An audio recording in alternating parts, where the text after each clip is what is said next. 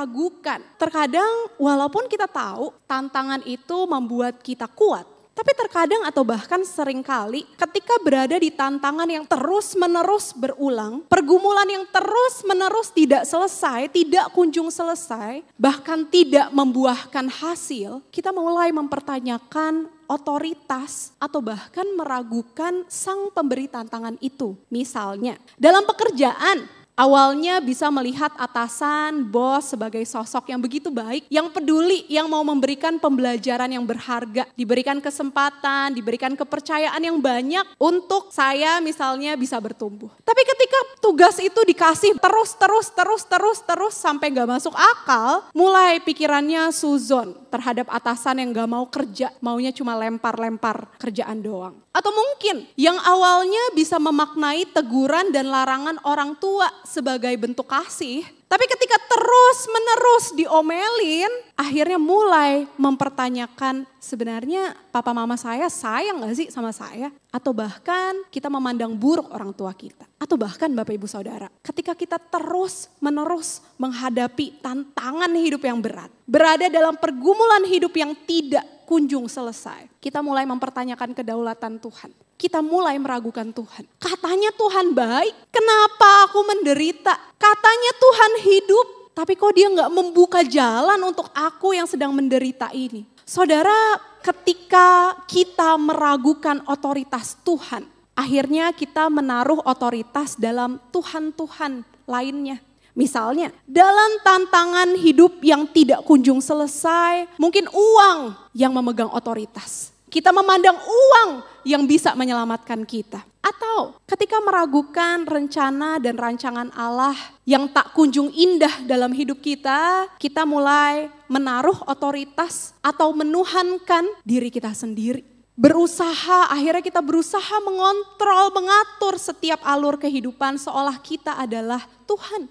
Atau mungkin yang lain-lainnya. Ketika kita meragukan otoritas Tuhan, kita meletakkan Tuhan di tempat-tempat yang lain. Kondisi yang sulit membuat kita ragu akan otoritasnya yang baik. Bapak Ibu Saudara, demikianlah yang terjadi kepada bangsa Israel. Dalam masa pembuangan, bangsa Israel meragukan otoritas Allah yang telah membebaskan mereka, yang telah mengangkat mereka menjadi umatnya. Bahkan bukan hanya meragukan otoritas Allah, Bapak Ibu, bangsa Israel menentang otoritas Allah. Jika raja-raja dari kalangan umat Tuhan saja gagal membebaskan bangsa Israel, bagaimana mungkin seorang raja Persia membebaskan dan memberikan keselamatan yang dijanjikan? Gak mungkin lah orang lain, orang yang bukan dari umat Israel menyelamatkan mereka. Bangsa Israel tidak percaya dan bahkan meragukan otoritas dari Allah. Allah menyatakan dirinya sebagai sang pembentuk dan sang ayah.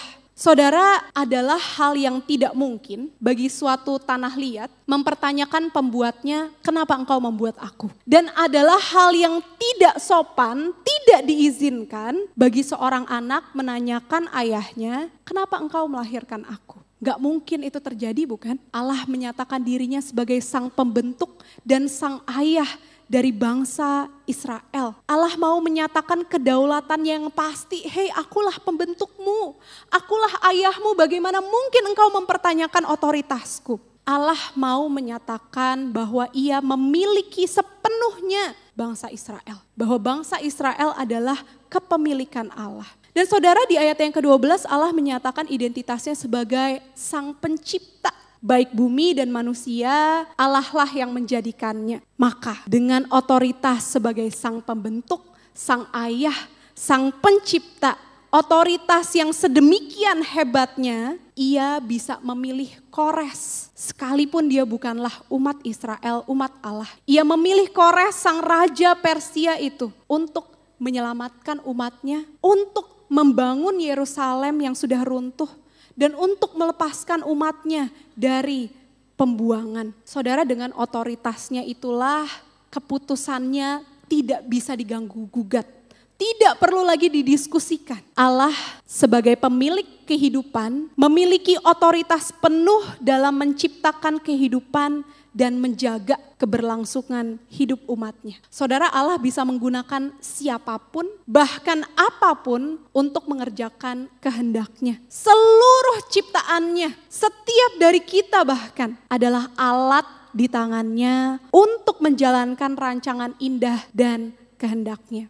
Dia adalah orang yang diurapi oleh Allah. Namun dia juga dicatat tidak mengenal Allah Yahweh. Namun sebagaimana Yesaya menyuarakan bahwa dalam pemerintahan Kores, kerajaan Yehuda yang mulanya ditindas itu diselamatkan. Bangsa Israel yang ada dalam pembuangan dipulangkan kembali ke Yerusalem. Kores sebagai raja Persia dipilih untuk menjadi alat Tuhan membebaskan umatnya. Bukankah perjanjian lama terus menyuarakan yang diselamatkan, yang dipilih, yang dipisahkan itu hanyalah bangsa Israel, bukan bangsa-bangsa lainnya. Maka bagaimana mungkin Kores Bapak Ibu Saudara, orang yang tidak mengenal Yahweh bahkan menyembah dewa-dewa yang lain, dipilih Allah untuk menjadi alatnya. Saudara, bahkan ketika Kores mengalahkan bangsa Babel, Kores memaknainya itu sebagai bantuan dari Dewa Marduk. Kores memahaminya dia dibantu oleh Dewa Marduk, bukan oleh Yahweh. Saudara, maka disinilah,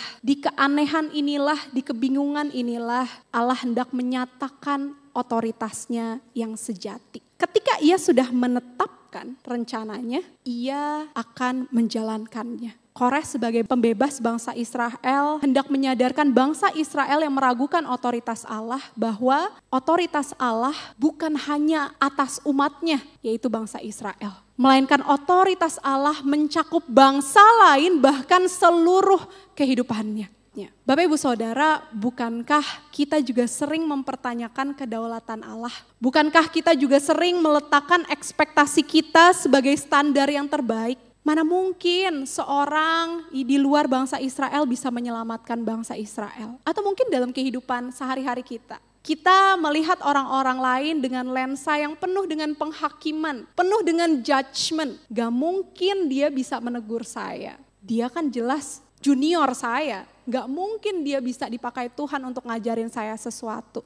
Firman Tuhan berkata dengan jelas bahwa Dia bisa memakai siapapun itu untuk menyelamatkan umatnya termasuk kita. Siapapun itu termasuk orang-orang yang kita pandang rendah sekalipun. Siapakah kita bisa menentukan dengan penghakiman kita sendiri Bapak Ibu Saudara? Siapakah kita bisa membatasi otoritas Allah? Allah kita adalah Allah Sang Pencipta. Gak ada otoritas yang melebihi dari Sang Pencipta. Maka dalam menjalani kehidupan ini Bapak Ibu Saudara gak ada pilihan lain selain percaya pada otoritasnya yang sejati. Saudara, ketika kita mempercayai otoritas Allah, artinya kita perlu menjalani kehidupan yang rendah hati.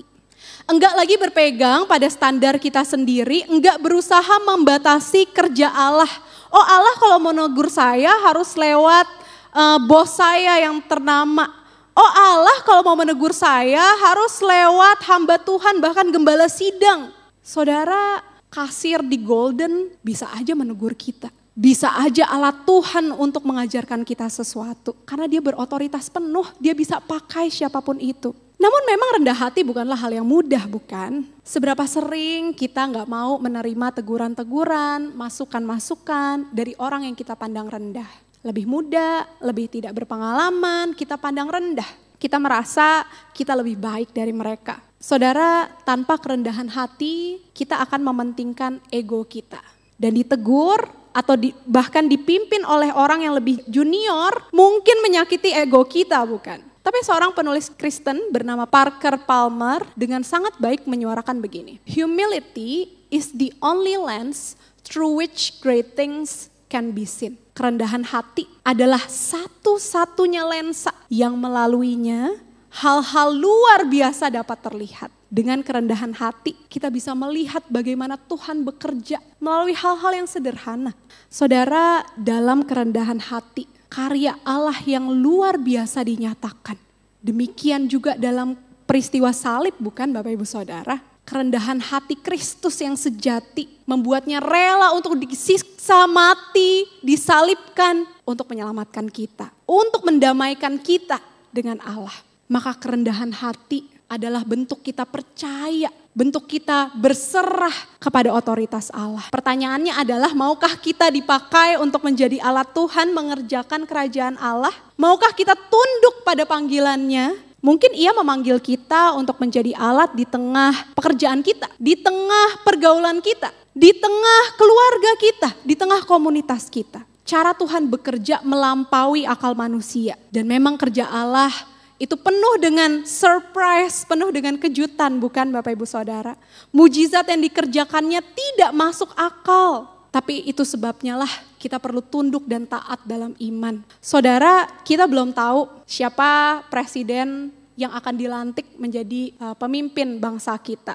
Sepanjang pemilu kemarin banyak sekali perdebatan dan isu. Calon-calonnya juga tidak sempurna, penuh dengan kekurangan, sejarah-sejarah yang tidak baik dan lain-lain. Bukanlah orang yang sempurna. Tapi saudara, kisah ini, kisah Kores juga mau menyatakan bahwa otoritas Allah melampaui itu semua. Kores bukanlah umat Allah, tapi dia dipakai Allah untuk membebaskan umat Israel. Maka dengan ini kita juga bisa percaya siapapun nanti jadi presiden kita Bapak Ibu Saudara. Kekurangan, kelemahan, sejarah yang tidak baik tidak menghalangi Allah bekerja. Karena Dia berotoritas penuh. Tunduklah dan taatlah dalam iman kepada Dia yang berotoritas penuh. Saudara, percaya kepada otoritas Allah juga artinya menghidupi keselamatan dalam Kristus. Saudara percaya kepada otoritas Allah, artinya menghidupi keselamatan dalam Kristus. Maksudnya apa? Dari awal kita merenungkan tentang menjadi alat di tangan Allah, Bapak Ibu Saudara.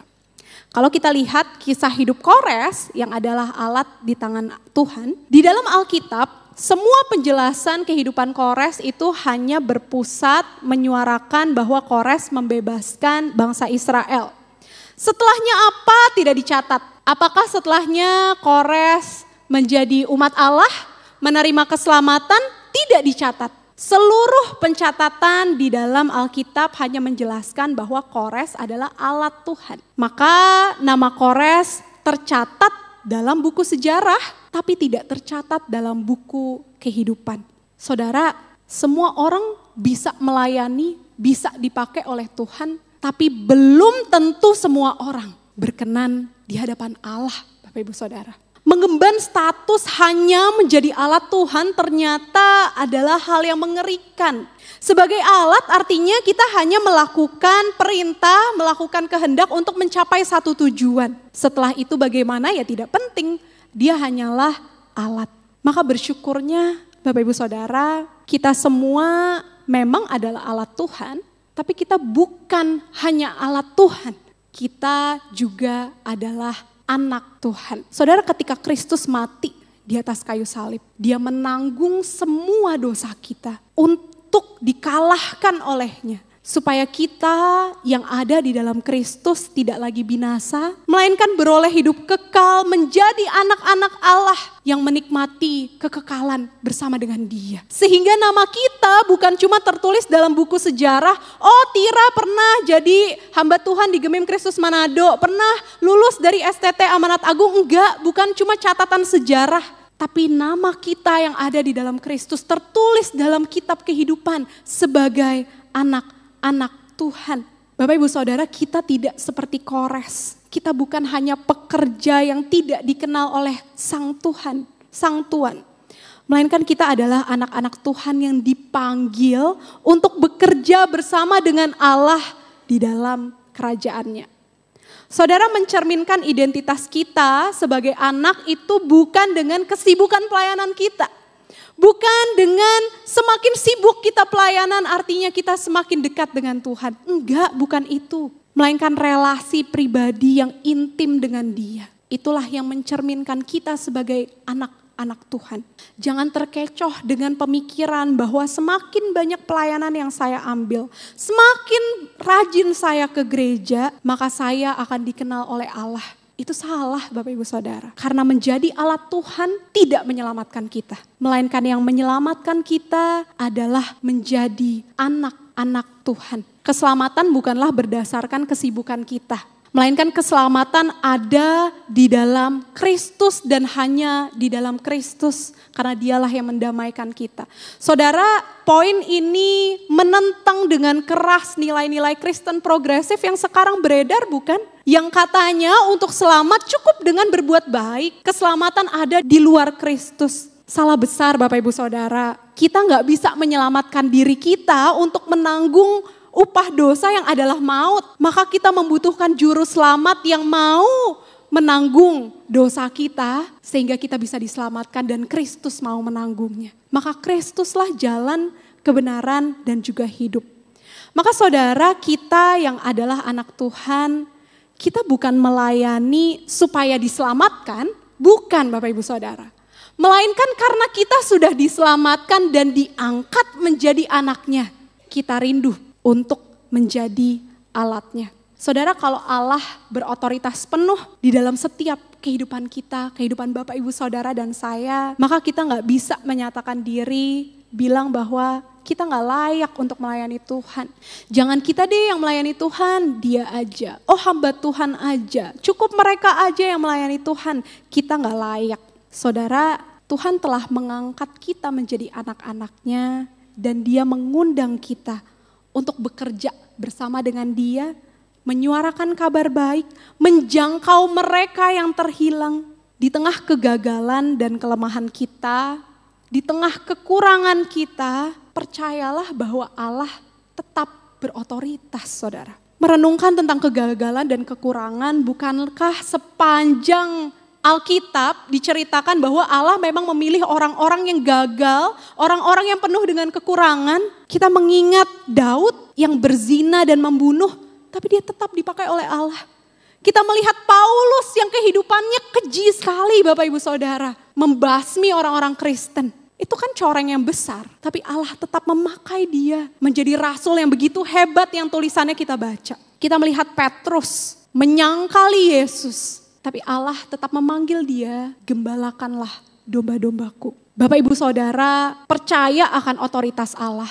Artinya menghidupi identitas kita yang sudah diselamatkan dalam Kristus. Ketika Allah memanggil kita untuk menjadi alat-alatnya.